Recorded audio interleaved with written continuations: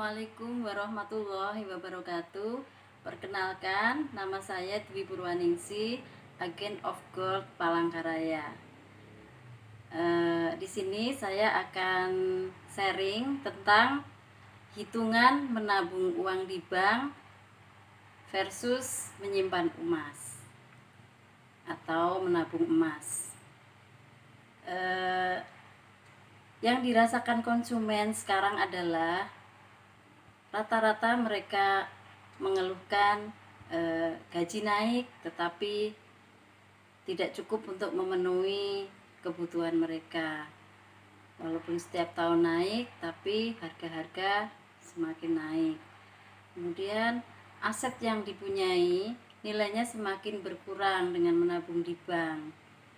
Karena dengan menabung di bank ternyata pada waktu akan diperlukan uang tersebut tidak cukup. Selanjutnya, impian sulit terwujud karena harga impian semakin mahal. Misalnya kita memimpikan mempunyai rumah, ternyata 5 tahun yang akan datang atau 10 tahun yang akan datang rumah itu harganya sudah mahal, tidak terjangkau lagi oleh dana kita. Kemudian kita itu rata-rata mempunyai sifat yang konsumtif atau sulit menabung. Ada lagi juga orang yang mempunyai masalah bingung merencanakan masa depan mereka. Dengan apa yang mereka dapatkan tiap bulan, tidak ada rencana untuk masa depan. Jadi di sini kita akan mencoba menjelaskan hitungan menabung yang manakah yang menguntungkan bagi kita, menabung uang di bank atau menyimpan emas. Sebenarnya menabung itu untuk apa sih? Nah, kunci menabung itu satu, agar aset yang kita punyai tetap terjaga nilainya. Yang kedua, hasil kerja keras kita tidak sia-sia. Yang ketiga, membuat impian lebih mudah dan cepat tercapai. Kemudian menahan diri dari sifat konsumtif. Selanjutnya, yang kelima, konsumen lebih mudah merencanakan masa depan dengan mempunyai tabungan. Nah, di sini saya akan sharing tentang perhitungan menabung uang di bank dibandingkan dengan menabung atau menyimpan emas. Jadi di sini yang saya maksud menabung emas itu bukan dengan menyicil uang ke instansi atau lembaga tertentu yang dinilai dengan emas, tetapi memang benar-benar kita membeli emas 24 karat secara fisik yang ada fisiknya seperti ini. Di sini saya akan membahas problem-problem yang ada di masyarakat pada umumnya, yaitu pada saat ini banyak sekali masyarakat yang memakai kartu kredit untuk memenuhi kebutuhan atau impian mereka, sehingga banyak sekali kasus tentang penunggak kartu kredit yang didatangi debt collector dan sebagainya. Kemudian ada lagi membeli impiannya dengan cara hutang riba atau hutang ke bank untuk memenuhi impiannya. Kemudian ada lagi yang mempunyai problem penghasilan meningkat setiap tahun tapi sulit menabung sehingga impian tersebut tidak terbeli. Ada lagi yang sekarang yang sedang marak sekarang ini, yaitu pinjaman online yang gencar sekali iklannya di mana-mana. Nah, orang banyak yang terjerat dengan pinjaman online tersebut sehingga banyak sekali yang terjerat dan kemudian akhirnya mereka dikejar-kejar debt collector. Impian banyak orang sekarang ini, kalau untuk muslim misalnya kita mempunyai impian untuk haji atau umroh, kemudian impian orang pada umumnya yaitu pengen punya rumah, pengen punya kendaraan, kemudian memimpikan pendidikan untuk anak-anak yang terbaik buat mereka. Nah, dari situ kita harus mempunyai solusi agar impian-impian tersebut terwujud.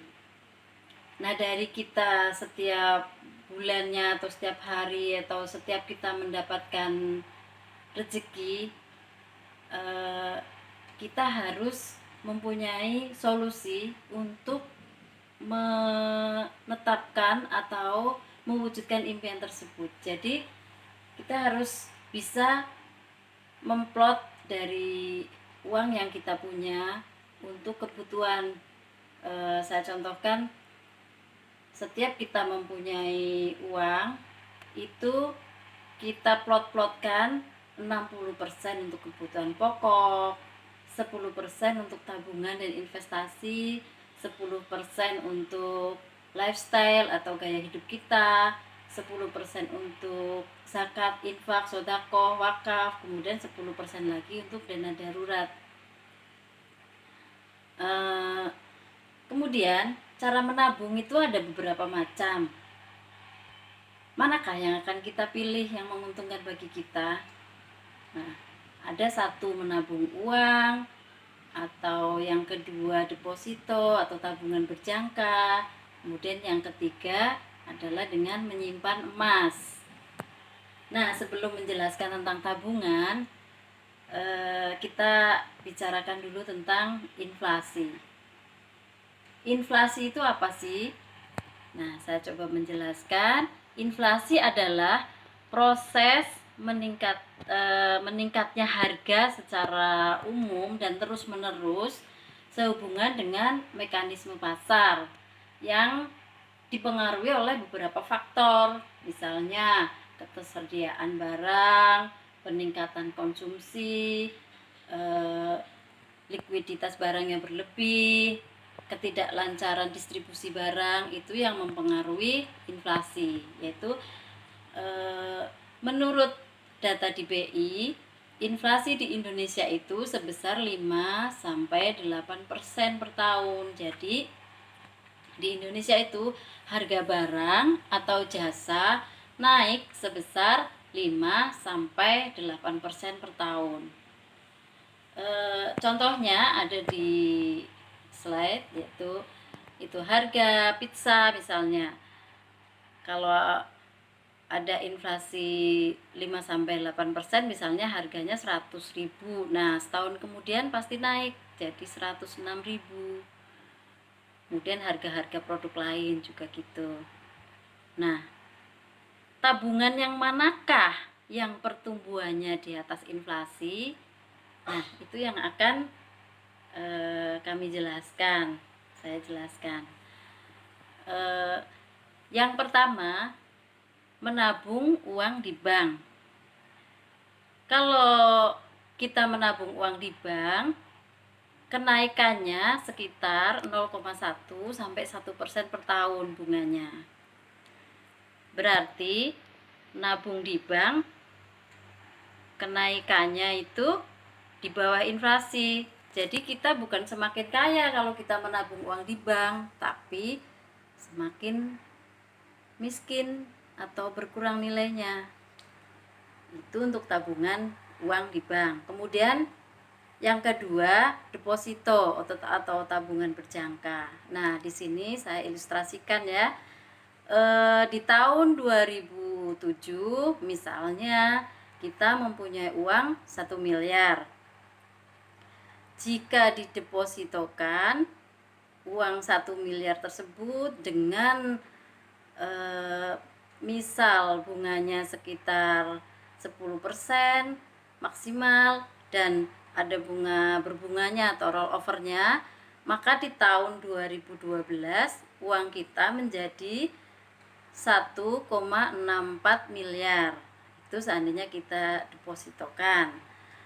Kemudian seandainya uang itu kita simpan dalam bentuk emas, pada tahun 2007 dengan uang sebesar 1 miliar akan kita dapatkan emas 5 kg.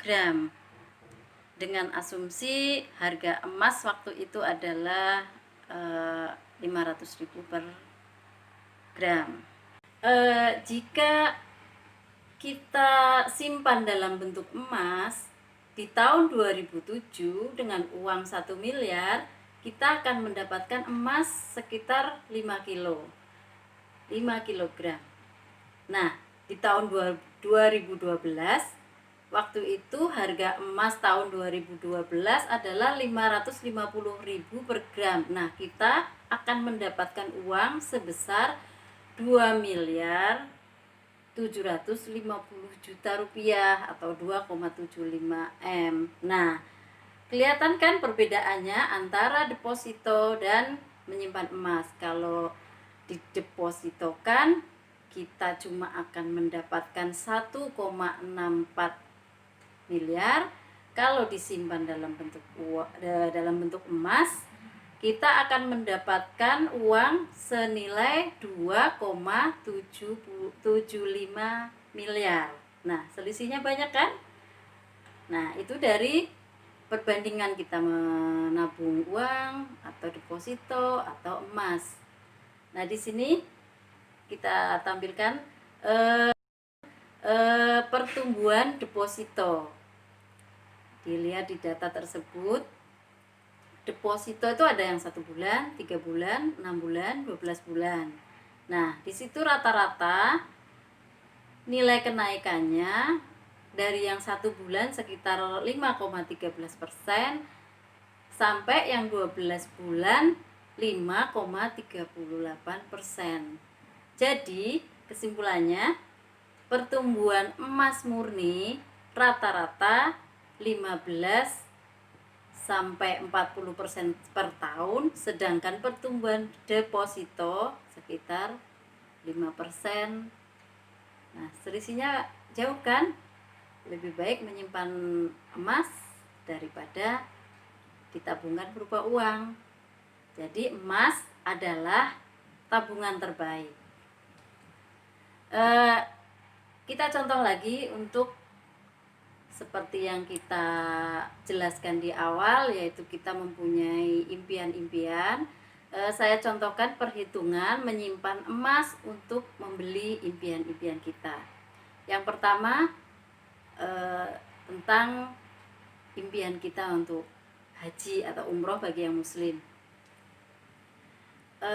Di sini kita lihat biaya ONH di tahun 2005 sekitar 23,5 juta.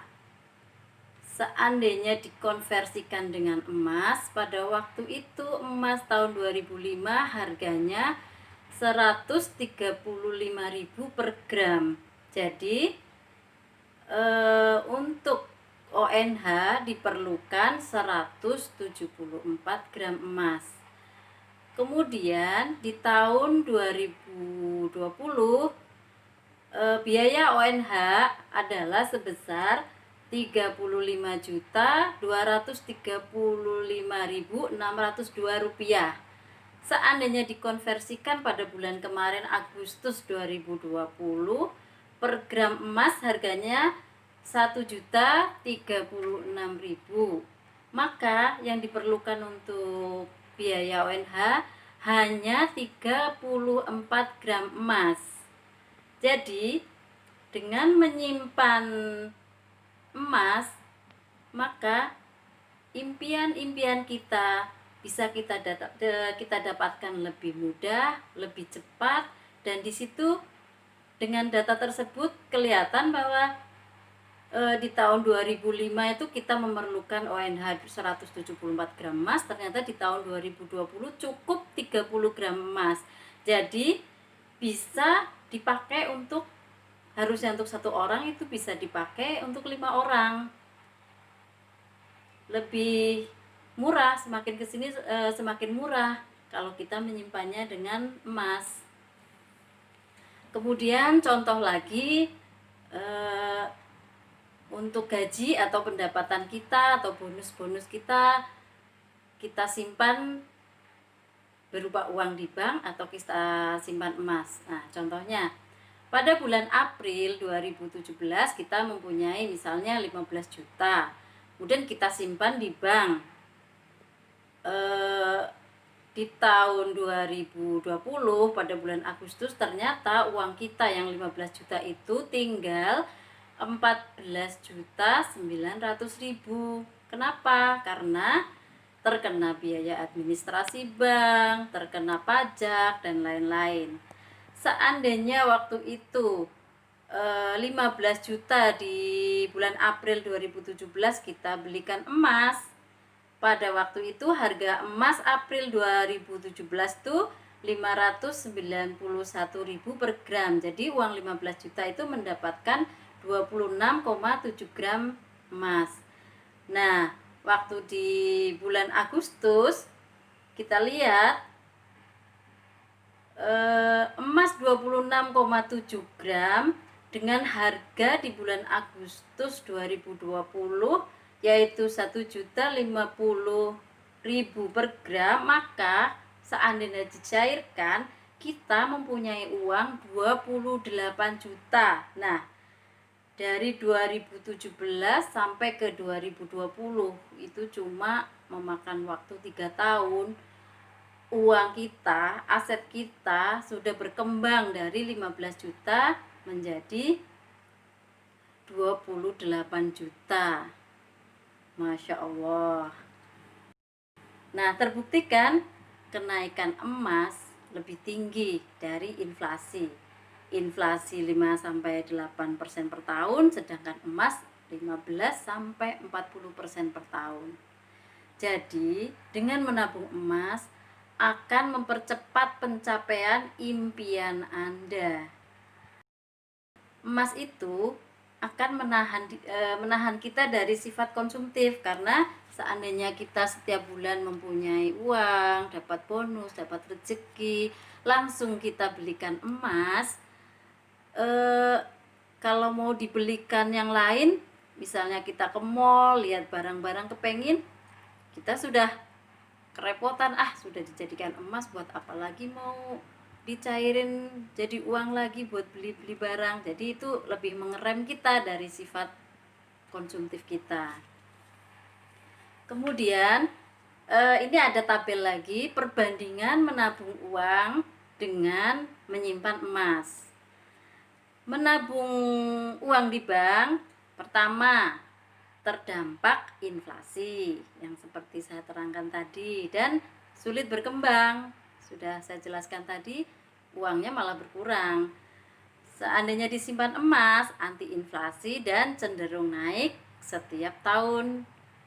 Yang kedua, kalau kita menabung uang di bank, bagi yang muslim ada bunga ribanya yang kita bisa terkena dosa riba. Kalau simpan emas, anti riba. Yang ketiga, dengan menabung uang di bank, kita terbebani biaya administrasi.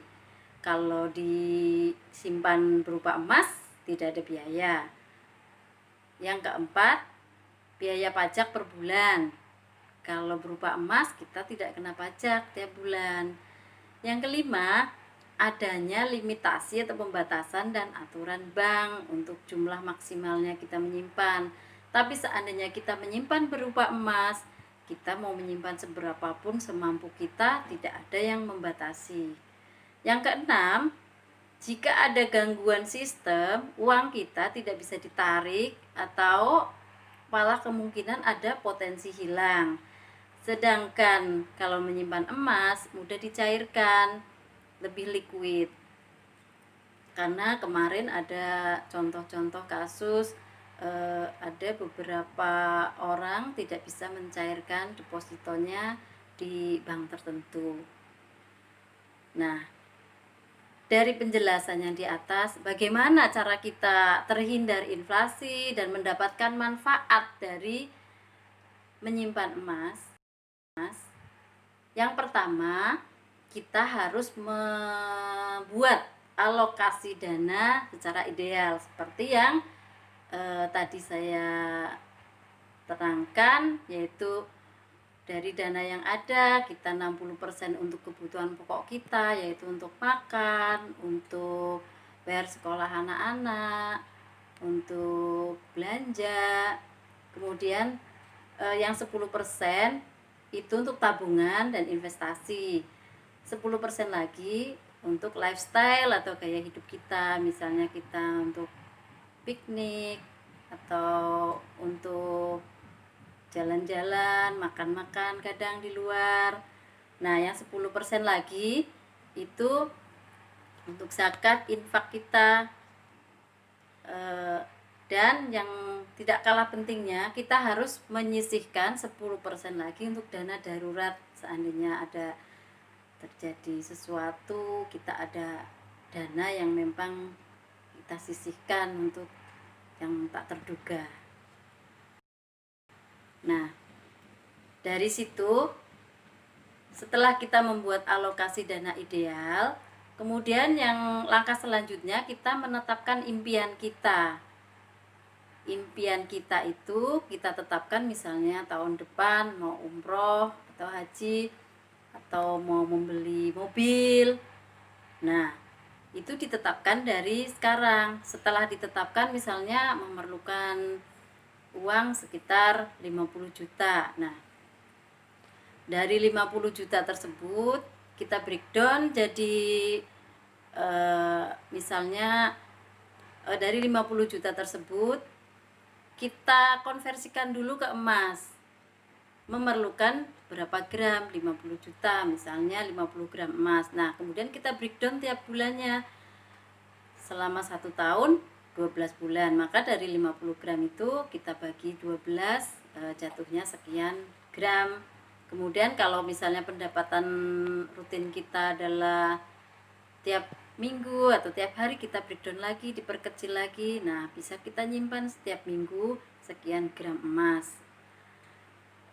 Untuk tujuan finansial atau impian kita yang jangka panjang, kita juga harus mengkonversikan dengan emas. Misalnya 10 tahun lagi anak kita mau kuliah, memerlukan biaya misalnya 100 juta. Nah, dari situ 100 juta itu kita bagi, kita breakdown 10 tahun, itu dibagi lagi ke bulan, akhirnya akan ketemu harus berapa kita menyimpan setiap bulannya untuk jangka panjang kita. Nah, dalam menyimpan emas, kita jangan berpikir menguntungkan, ada kenaikan gini, itu bonus aja. Jadi kita fokus pada manfaat menabungnya, menabung secara rutin. Jadi kalaupun ada keuntungan dari kenaikan harga emas, itu anggap saja sebagai bonus kita. Apakah kita tidak perlu menyimpan uang di bank? Tetap perlu. Kita tetap perlu menyimpan uang di bank, tetapi secukupnya, yaitu untuk sekedar operasional hidup kita, misalnya untuk biaya-biaya makan, bayar sekolah anak, dan lain-lain yang memang setiap bulan harus kita keluarkan. Nah, selebihnya konversikan dengan emas, maka aset kita akan terjaga dan impian kita akan mudah dan cepat tercapai seandainya kita menyimpan dengan emas. Nah, demikian sharing saya kali ini. Semoga bermanfaat bagi Anda, Bapak, Ibu, dan saudara semua. Marilah kita mulai dari sekarang, tetapkan impian kita, kemudian konversikan ke emas. Mulailah dari hari ini, dari sedikit demi sedikit kita menabung emas, akhirnya impian kita bisa lebih mudah dan cepat tercapai. Semoga bermanfaat. Wabillahi taufik wal hidayah. Wassalamualaikum warahmatullahi wabarakatuh.